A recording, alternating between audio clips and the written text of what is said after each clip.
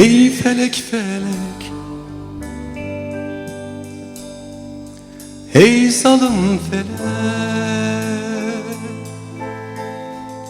Kadiyarbekir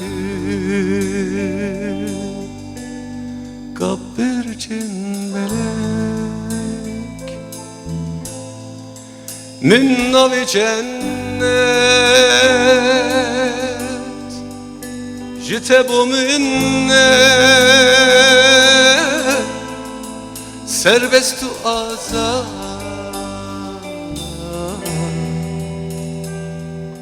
Açım cehennem.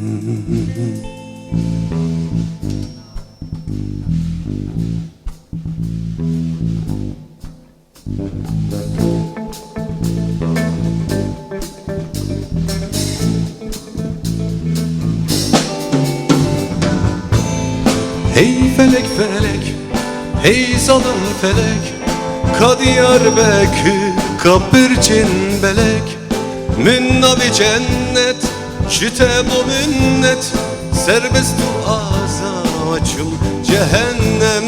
Hey felek felek, hey zalim felek, Kadiyarbekir Gabbircin belek, Münnavi cennet, Jite bu minnet, Serbestu azam cehennem.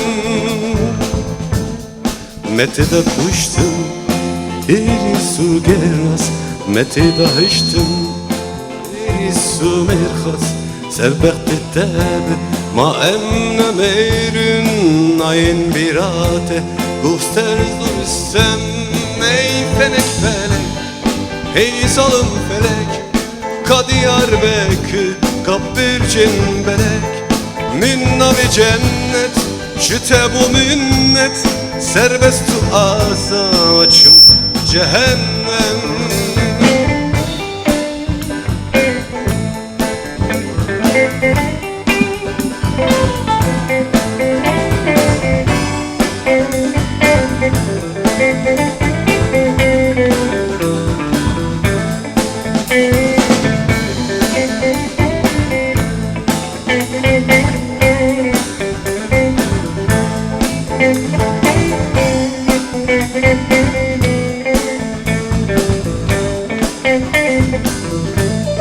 Ev hezar salın, tem kırne bit, tem xapandın bevadın veyt. Kaçımın pive, kesten aznaki, dayı tekiye, balket tekiye.